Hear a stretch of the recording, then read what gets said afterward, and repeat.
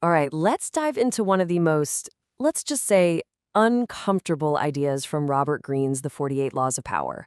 This is a law that really gets to the core of what we think about ambition, about hard work, and what it really takes to climb the ladder.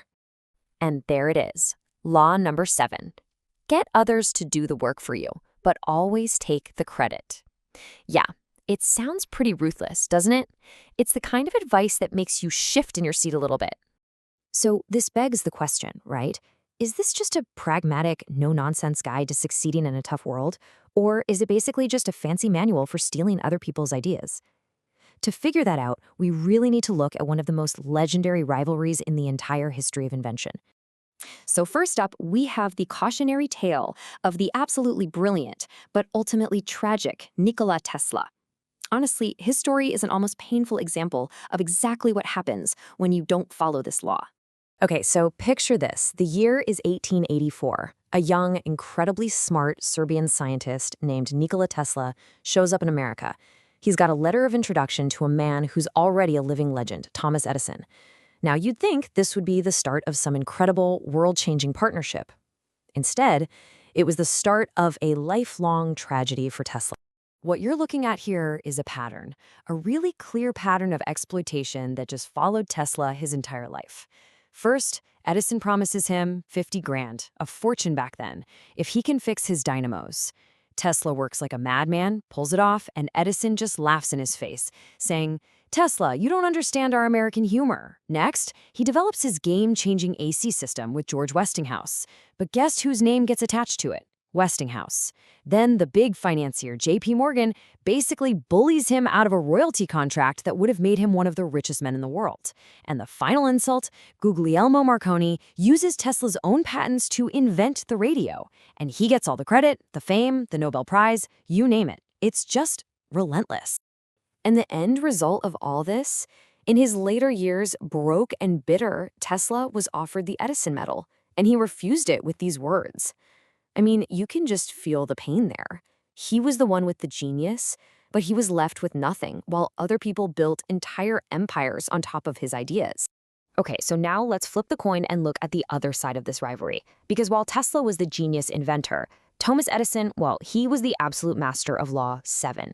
He wasn't just an inventor, he was a strategic operator who understood how power really works. The difference in their approaches is it's night and day. Tesla thought his work should speak for itself, that science was pure, above all the petty politics. Edison? He knew it was all about business and publicity. Tesla tried to do everything himself and just burned himself out. Edison famously said he didn't need to be a mathematician because he could always just hire one. And that last line in the comparison, well, it says it all, doesn't it? Poverty versus legendary status. And if you have any doubt about Edison's mindset, here it is, straight from the horse's mouth. He wasn't even shy about it.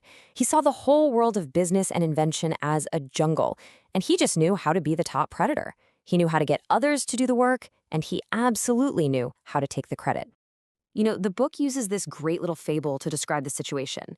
It says Tesla was like a blind hen, scratching and digging and working hard to find little bits of corn. But Edison was the sharp-sighted hen, standing right there just eating up every single piece of corn that Tesla found. One did all the work, the other got all the reward. So the Tesla-Edison story is a pretty extreme example. Let's pull back and explore the principle behind it. How can this law be used both, ruthlessly, but also maybe a bit more elegantly? A really powerful, even if it's not very flattering, symbol for this law is the vulture. Think about it. A vulture doesn't hunt, it circles, it waits, and it profits from the hard work of other animals.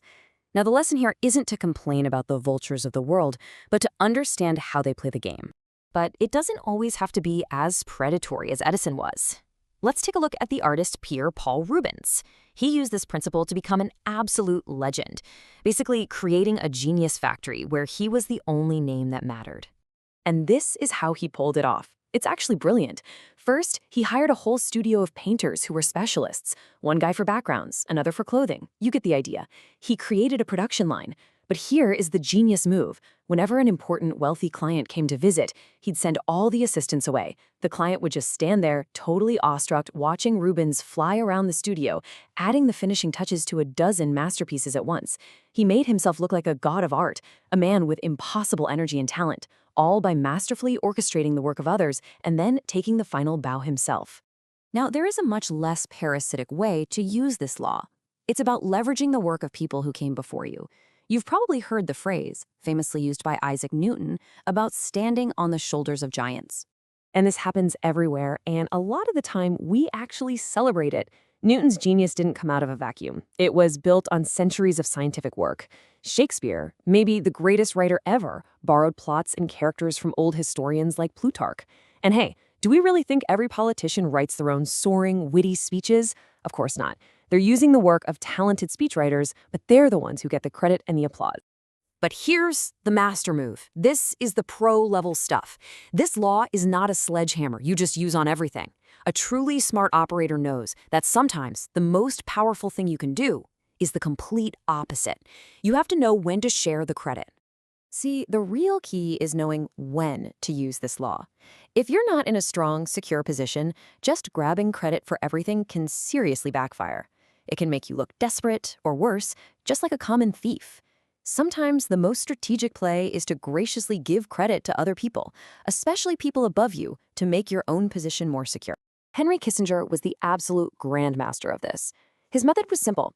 Take credit for the work of anyone below him, but graciously give credit for his own brilliant ideas to his boss, President Nixon. That historic trip to China, that was Kissinger's diplomatic masterpiece, but he let Nixon have the spotlight. He knew the truth would come out eventually, but in the moment, he secured his own power and influence by making his master look. And that quote really just sums up the whole philosophy of Law 7, doesn't it? The German Chancellor, Otto von Bismarck, put it perfectly.